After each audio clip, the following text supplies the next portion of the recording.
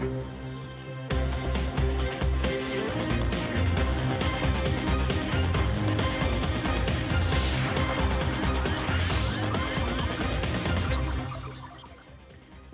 आप देख रहे हैं टैक्स गुरु। मैं हूं प्रियंका संभव। नया बजट, नए नियम, नई पेचीदगियां, लेकिन वादा वही पुराना हमारा टैक्स गुरु का कि हम आपके लिए बनाएंगे टैक्स को आसान। तो समझिए टैक्स से जुड़ी सारी डिटेल और आपके तमाम सवाल, इन सब का जवाब देने के लिए आज मेरे साथ है हमारे टैक्स एक्सपर्ट शरद कोहली। स्वागत है आपका शरद। सबसे पहले बताते हैं आज किन टॉपिक्स पर रहेगा हमारा फोकस। रिटर्न और फॉर्म 26AS का मिसमैच अब नहीं बनेगा सिरदर्द।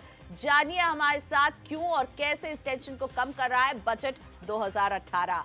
कैपिटल गेन टैक्स के नियमों में आ गए हैं बदलाव और ATTTB के तहत senior citizen saving scheme account से होने वाली ब्याज कमाई पर क्या कोई छूट मिलेगी। तो तमाम आपकी काम की बातें, लेकिन सबसे पहले बात करते हैं जहां आपको फायदा मिल रहा है इस बजट में। जी हाँ, वैसे इस बजट में हम सभी की उम्मीदें थी स्टैंडर्ड डिडक्शन को लेकर के, लेकिन हम इसे जिस रूप में चाहते थे वैसा तो नहीं मिला, लेकिन हाँ मिल तो जरूर रहा है। लेकिन एक और सहूलियत का काम हो रहा है इस बार के बजट में, और ये है एक नया नियम, और इसे मैं मान रही हूं कि ये ईमानदार टैक्स पेयर के लिए एक तरह का इनाम ही है। इसके तहत आपके रिटर्न और आपके फॉर्म 26AS में अगर कोई मिसमैच होगा तो टेंशन नॉट। क्यों, मैं ठीक कह रही हूं ना? क्यों टेंशन नहीं होनी चाहिए? अब शरद आप समझाइए। जी हाँ, बिल्कुल प्रियंका। हमें टैक्स गुरु में भी पीछे इतने सारे सवाल आते थे। आपको याद होगा कि हमको 143(1A) के अंतर्गत नोटिस आया है, उसमें हमारी मर्जी के खिलाफ कुछ अमाउंट और दिखा दिया गया है, ऐसे करके बहुत सारे सवाल आते थे।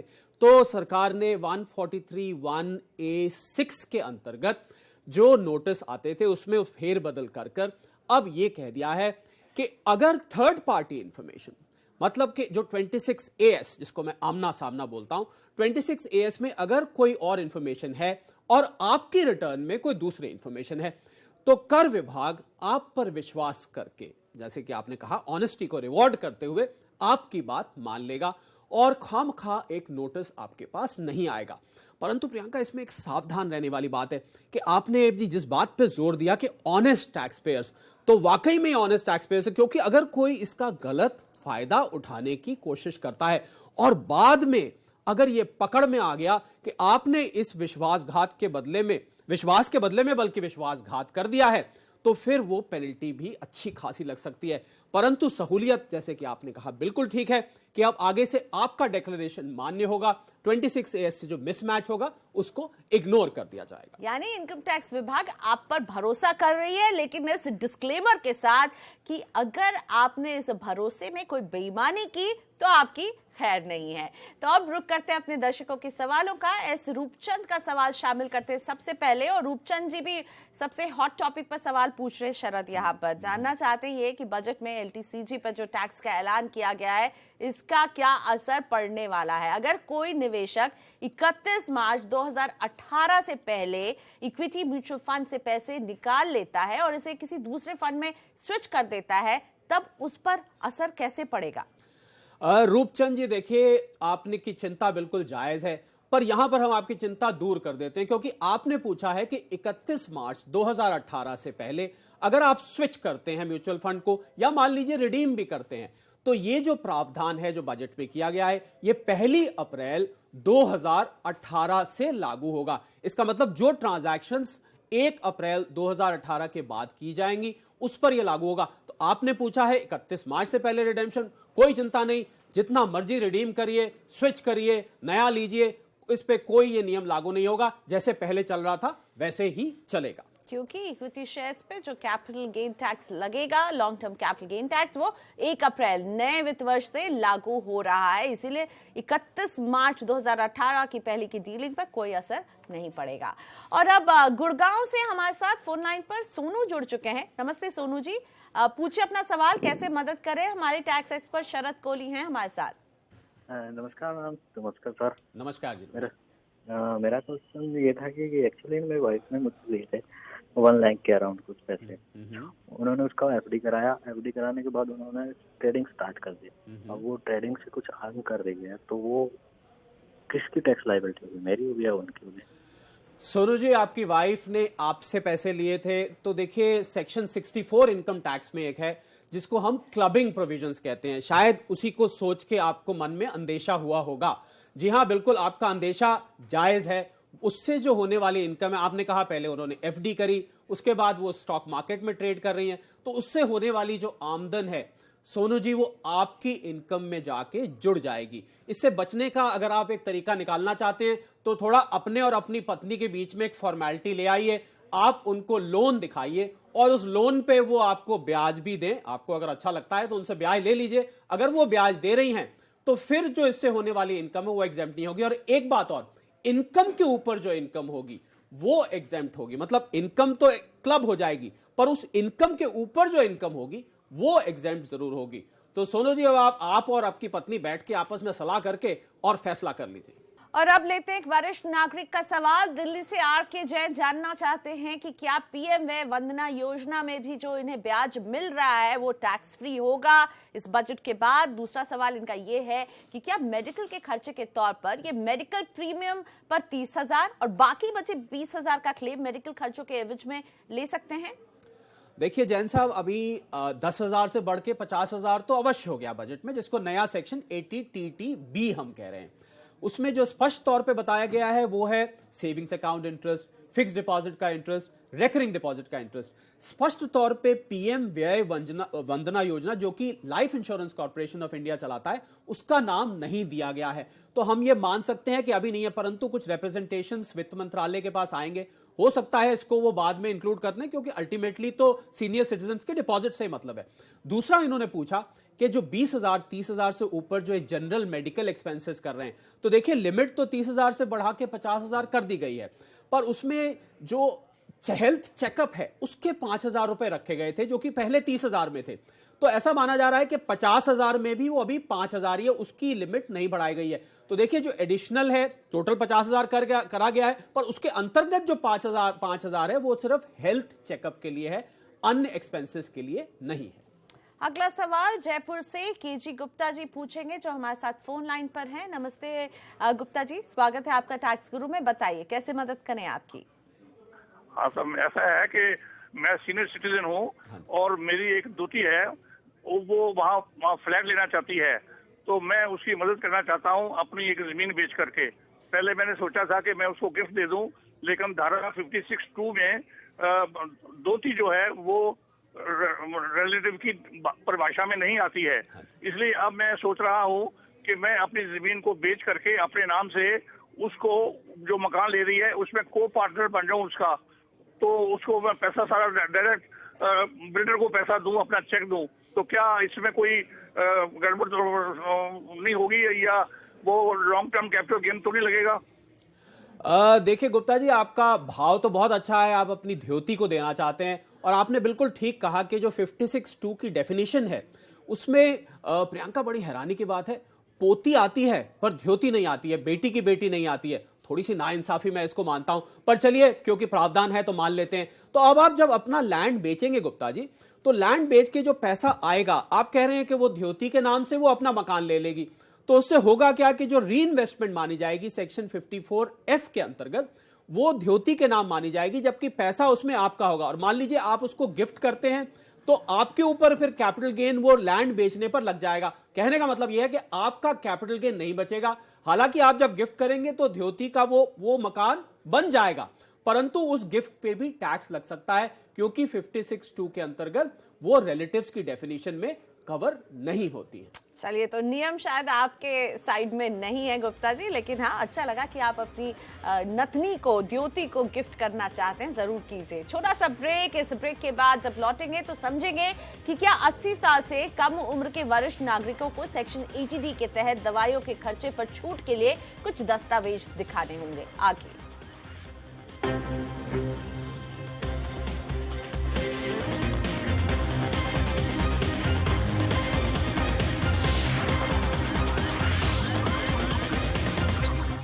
Welcome back. आप देख रहे हैं टैक्स गुरु, और हमारी कोशिश रहती है कि हम आपका ज्यादा से ज्यादा टैक्स बचा सकें और साथ ही टैक्स से जुड़े सभी नियमों की पूरी जानकारी आपको मिल सके। तो बजट के बाद अब आपको ये ख्याल रखना है कि इस बजट ने सेक्शन 54EC, ये वही सेक्शन है जिसके तहत कैपिटल गेन टैक्स को हम बचाते हैं, उसमें बदलाव हो गए। तो क्या बदलाव हुए और इसका ख्याल आप कैसे रखें? शरद बताइए, ये अब कैसे बदल गया, किन बातों का ख्याल रखने के लिए आप कहेंगे? जी हाँ, 54EC प्रियंका जैसे पहले था अब थोड़ा सा उसका रूप बदल गया है, बल्कि यूं कहें कि संकुचित हो गया है।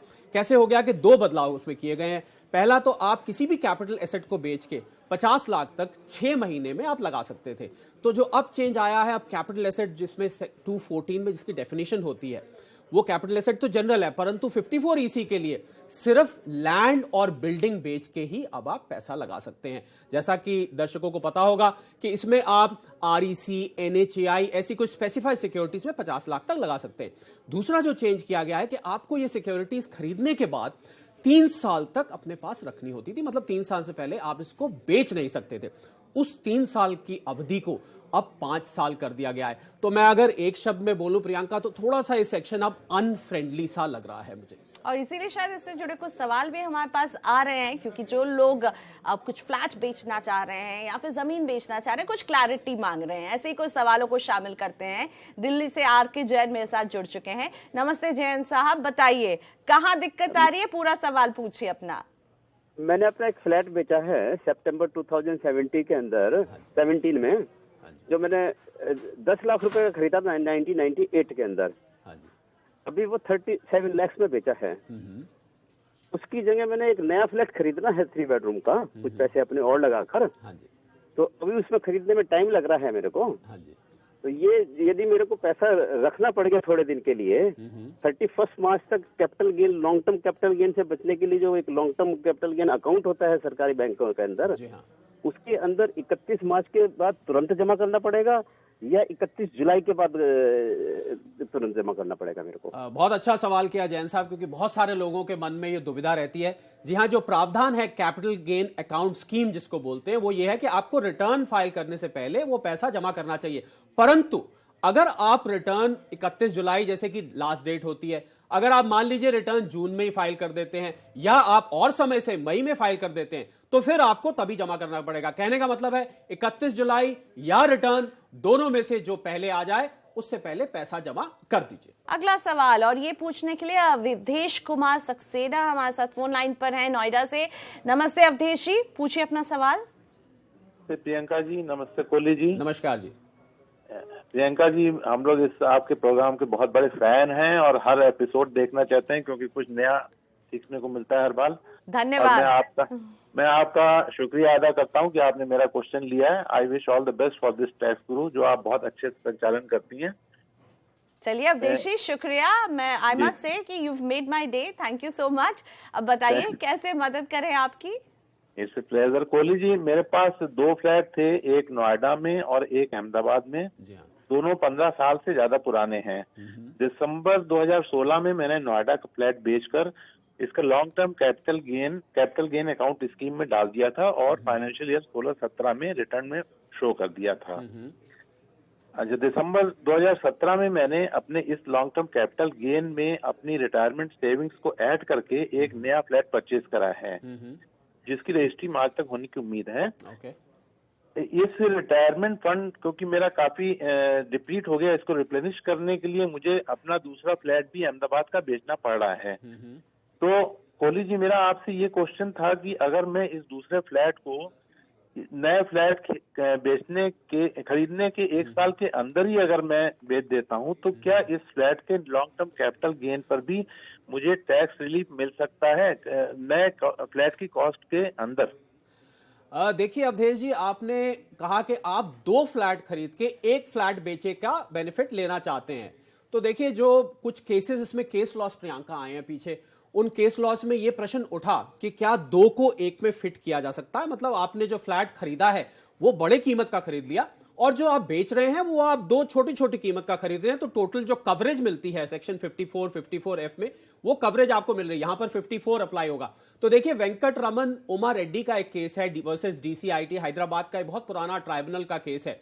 उस केस में उसके बाद अन्य भी केसेस है, उसमें ये सरकार ने माना, बल्कि ट्राइब्यूनल बेंच ने माना कि अगर आप ऐसा कर रहे हैं तो ये मान्य है, क्योंकि जो आपकी टोटल इन्वेस्टमेंट है उसका साइज बड़ा है, जो आप सेल कर रहे हैं उसका साइज छोटा है। तो मुझे लग रहा है अवधेश जी आप ये बिल्कुल कर सकते हैं, आप आराम से करिए। अपने दोनों फ्लैट पर ध्यान ये रखिए कि उसको 1 साल की जो अवधि है उसके अंतर्गत आपको ट्रांजैक्शन पूरी करनी पड़ेगी, क्योंकि आपको पता होगा कि 1 साल पहले या 2 साल बाद की जो लिमिट सेक्शन 54 पे अप्लाई होती है उसको आप ध्यान में रखिएगा। अगला सवाल कानपुर से AR बागची जी का हमारे साथ फोन लाइन पर हैं। बागची जी नमस्ते, पूछिए अपना सवाल। नमस्कार प्रियंका जी, नमस्कार कोहली जी। नमस्कार जी। मैं सीनियर सिटीजन हूँ और 2 सवाल मैं आपसे पूछना चाहता हूँ। हेलो जी सर, बिल्कुल पूछिए, 2 सवाल पूछिए अपने। क्या है? पहला ये कि क्या सीनियर सिटीजन सेविंग स्कीम से जो इंटरेस्ट मिलता है वो क्या 80 TTB में डिडक्शन क्लेम किया जा सकेगा? मैं उसमें जी हाँ बिल्कुल बागची जी, बिल्कुल आप कर सकते हैं उसको। जी, ये चूंकि सरकारी स्कीम है वो भी, लेकिन TTD में आ जाएगा वो? जी हाँ बिल्कुल TTB में आ जाएगा, क्योंकि उसको बैंक एडमिनिस्टर करता है। अच्छा, थैंक यू। सेकंड क्वेश्चन है कि सेक्शन 80B में इस बार मेडिक्लेम प्रीमियम के अलावा जनरल मेडिकल एक्सपेंसेस भी जोड़ा गया है। तो जनरल मेडिकल एक्सपेंसेस का डिडक्शन क्लेम करने के लिए कौन कौन से पेपर मुझे अपने रिकॉर्ड में रखने पड़ेंगे, और क्या ये दोनों एक साथ हो सकता है, mediclaim premium plus general medical expenses? जी हाँ, जो लिमिट बढ़ाई गई है बागची साहब वो बढ़ाई गई है 30 से 50,000 जनरली। उसमें 5,000 रुपए आपको याद होगा हेल्थ चेकअप का भी मिलता था, तो वो हेल्थ चेकअप का भी है। और जहां तक बात दस्तावेज की आपने पूछी, उसके लिए कागज आपको जो आपके चेकअप के बिल्स हैं, जो आपके दवाइयां वगैरह खरीदी हैं, उन सबको आप इकट्ठा करके रखिए वो सारी। और नॉर्मली क्योंकि ये मेडिक्लेम इंश्योरेंस से कनेक्टेड है तो इंश्योरेंस कंपनी इसको देखना भी चाह सकती है बाद में। तो आप जो भी आपके दस्तावेज हैं उनको इकट्ठा करके और डिडक्शन को क्लेम कर सकते हैं। और यहाँ पर लेंगे एक छोटा सा ब्रेक, अभी वापस आ रहे हैं। इस ब्रेक के बाद क्या सेक्शन 80CC D1B के तहत एम्प्लॉय कंट्रीब्यूशन को छूट के लिए क्लेम किया जा सकता है, जानते हैं आगे।